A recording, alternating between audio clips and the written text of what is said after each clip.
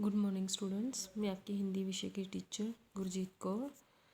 आज हम शुरू करेंगे एक नया पाठ और पाठ का नाम है विराम चिन्ह इंग्लिश ग्रामर में। ठीक है, हिंदी व्याकरण का नया पाठ शुरू करेंगे विराम चिन्ह। तो सबसे पहले विराम चिन्ह होता क्या है। विराम चिन्ह मतलब इंग्लिश में बोलते हैं पंक्चुएशंस। ठीक है, होता क्या है। विराम का अर्थ होता है विश्राम या रुकना। जैसे हम लोग कुछ लिखते हैं, ऐसा तो नहीं है हम लिखते ही जाते हैं रुकते हैं ना।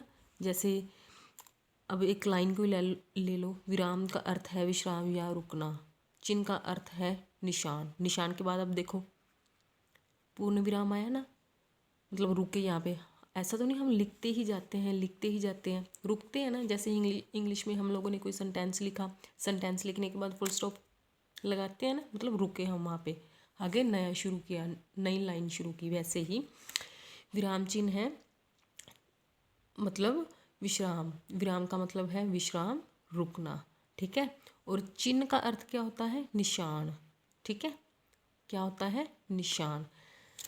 हम लोग जब लिखते हैं, किसी भी भाषा में लिखते हैं, जब बोलते हैं, ऐसा तो नहीं है हम लिखते समय लिखते ही जाते हैं, रुकते ही नहीं है। जहाँ हम बोलते समय बोलते ही जाते हैं, रुकते ही नहीं है, ऐसा कभी नहीं होता।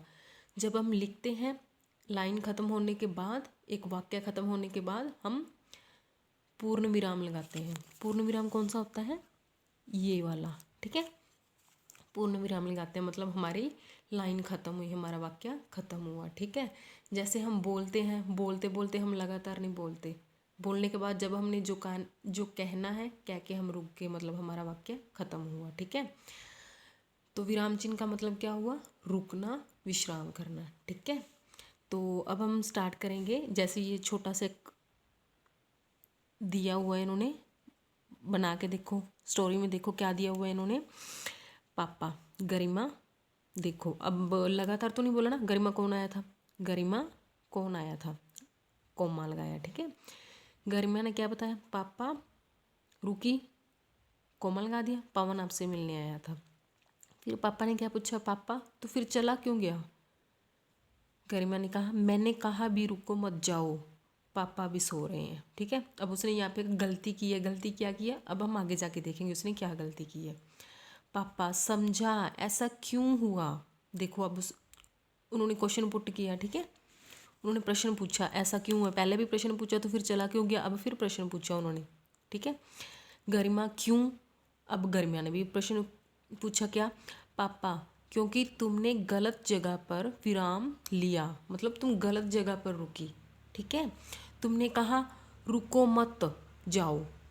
अब ये ध्यान से करने होते हैं। ठीक है, अगर हमने एक गलत जगह पर विराम चिन्ह लगा दिया तो वाक्य का जो अर्थ है वो पूरे का पूरा गलत होगा। ठीक है, अब कैसे हम उनका सही प्रयोग करेंगे।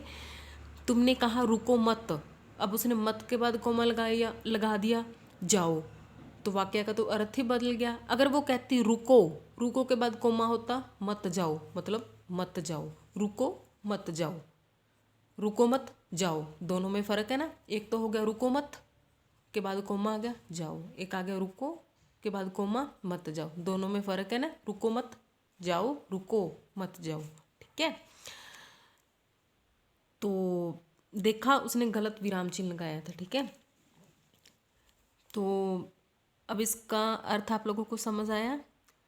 जब हम किसी भी वाक्य को लिखते समय रुकते हैं, लिखते समय वाक्यों में रुकने के लिए जिन चिन्हों का प्रयोग किया जाता है उन्हें विराम चिन्ह कहते हैं। ठीक है, एक सेंटेंस को लिखते समय जब हम रुकते हैं, जैसे फुल स्टॉप लगा दिया, कॉमा लगा दिया, उनको ही विराम चिन्ह कहते हैं। ठीक है, अब कितने तरह के होते हैं विराम चिन्ह, कौन कौन से होते हैं, अब हम वो करेंगे। जैसे सबसे फर्स्ट है पूर्ण विराम, फुल स्टॉप। इंग्लिश में हम लोग फुल स्टॉप लगाते हैं, ये वाला। ठीक है, हिंदी में पूर्ण विराम। ठीक है, तो कैसे होगा पूर्ण विराम, वाक्य के पूरा होने पर इसका प्रयोग किया जाता है। ठीक है, जैसे राम खाना खा रहा है, लाइन ख़त्म, वाक्य ख़त्म, पूर्ण विराम आएगा इसके बाद में। राम खाना खा रहा है, वह जा रहा है, मैंने उसको बुलाया। ठीक है, इनके बाद पूर्ण विराम आएगा। ये होता है पूर्ण विराम, मतलब वाक्य खत्म होने के बाद जो हम लगाते हैं। आगे नेक्स्ट पेज पे देखो, अल्प विराम कौन से होते हैं। अल्प विराम मतलब कोमा। कोमा कौन सा होता है, लिखते समय थोड़ा रुकने का संकेत देने के लिए अल्प विराम का प्रयोग करते हैं। जैसे प्रांजलि बहुत परिश्रमी, ईमानदारी, साहसी एवं सुंदर है। देखो ना तो मैं पूरी तरह रुकी और ना ही मैं लगातार बोल रही हूँ, थोड़ा धीरे धीरे रुक रही हूँ ना, मतलब थोड़े समय के लिए रुकते हैं, ना तो पूरा रुकते हैं। जैसे पूर्ण विराम के बाद तो हमारी लाइन खत्म होगी, हम रुक ही गए, ठीक है। इसके ना तो हम रुकते हैं और ना ही लगातार हम बोलते हैं, थोड़ा थोड़ा रुकते हैं, ठीक है। जैसे राम ने सेब, केला और संतरा खाया।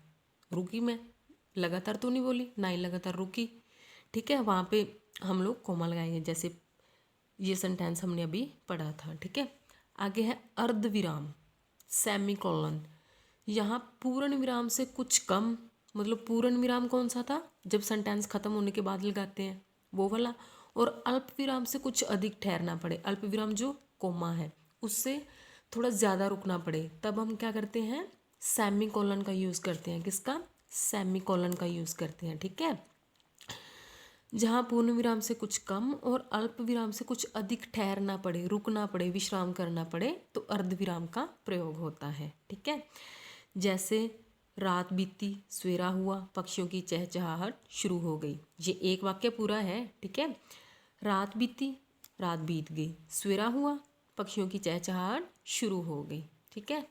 तो आप लोगों को यहाँ तक करना है, रीड करना है, ठीक है। Thank you.